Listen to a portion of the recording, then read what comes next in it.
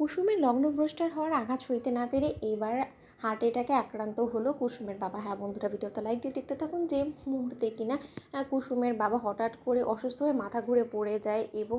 অনেকটাই শ্বাসকষ্ট শুরু হয়ে যায়, ঠিক সেই মুহূর্তে কুসুম দৌড়ে গিয়ে ওর বাবাকে বলতে থাকে যে বাবা তোমার কি হলো, বাবা তুমি কথা বলছো না কেন, বাবা তুমি আমার দিকে তাকাও না, বাবা কোথায় আমার যাওয়ার কথা ছিল এখানে তুমি কেন চলে যাচ্ছ, বাবা তুমি আমার কথা শোনো না, বাবা তুমি নিশ্চয়ই আমার এই লগ্নভ্রষ্টা হওয়ার আঘাতটা সইতে পারোনি, তার জন্যই তোমার এতটা অসুস্থতা লাগছে। ও বাবা কথা বলছো না কেন। অন্যদিকে এই কথা বলতে বলতে হঠাৎ করে যখন কুসুমের বাবা অজ্ঞান হয়ে পড়ে যায়, ঠিক সেই মুহূর্তেই ঈশান বলতে থাকে যে কী ব্যাপার, এ কাকুমণির কী হলো। ঠিক সেই মুহূর্তে ঈশানের ছোটো কাকুমণি বলতে থাকে যে লোকটা আবার মরে সরে গেল না তো, এবার এই অভাগা মেয়েটাকে কে দেখবে। অন্যদিকে যখন ইন্দ্রাণী গাঙ্গুলি বলতে থাকে যে আয়ুষ আমার মনে হয় না যে শঙ্করকে এক মুহূর্তে এখানে রাখাটা আদৌ ঠিক হবে, তো যত শীঘ্র সম্ভব ওকে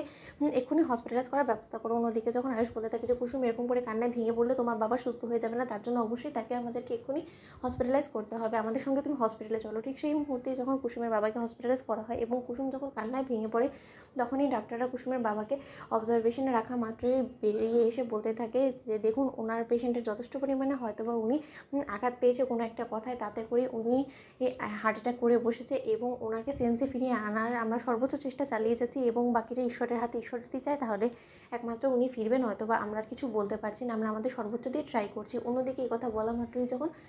আয়ুষ বলতে থাকে যে ডক্টর আপনার কি মনে হয় বলুন তো, উনি কি সার্ভাইভ করবে। ঠিক সেই মুহূর্তে যখন ডক্টররা বলতে থাকে যে দেখুন ওনার পক্ষ থেকে কোনোরকম কোনো রেসপন্স নেই। অন্যদিকে এই কথা বলে ডক্টররা সেখান থেকে চলে যাওয়া মাত্রই যখন কুসুম বলতে থাকে যে আমি জানতাম আমার বাবারই কোনো একটা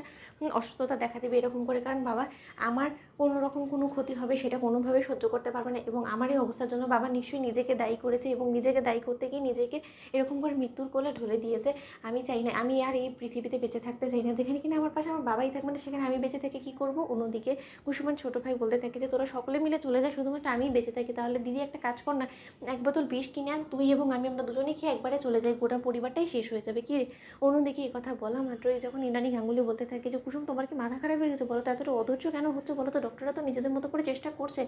অন্যদিকে যখন আয়ুষ আলাদা করে ডক্টরের সঙ্গে কথা বলে, ঠিক সেই মুহূর্তে আয়ুষ বলতে থাকে যে ডক্টর আপনার কি মনে হয় বলুন তো, শঙ্কর কাকার এই সকল কিছু কী কারণে ঘটলো। অন্যদিকে ডক্টর বলতে থাকে যে দেখুন উনি যথেষ্ট পরিমাণে ট্রমাটাইজড এবং উনি কোনোভাবেই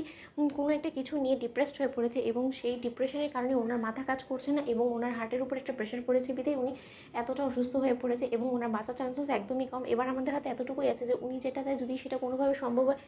এবং সেটার ধারাতে যদি উনি কোনোভাবে একটু নিজের থেকে সুস্থ হয়ে ফেরার চেষ্টা করে তাহলে একমাত্র ওনাকে বাঁচানো যাবে। অন্যদিকে আয়ুষ বলতে থাকে ডক্টর উনি কি একবারের জন্য সেন্সে এসেছিল, ঠিক সেই মুহূর্তে ডক্টররা বলতে থাকে যে হ্যাঁ আরও একটা কথা আপনাকে জানিয়ে রেখে, উনি বারবার করে যখন ওনার জ্ঞান ফিরছে তখন উনি বারবার করে এটাই বলছে যে আমার মেয়েটার আর বিয়ে হলো না, আমার মেয়েটার যদি বিয়ে হতো তাহলে অন্তত আমি মরেও শান্তি পেতাম। তো বন্ধুরা লাইক এবং শেয়ার করে সাবস্ক্রাইব করতে বলো না।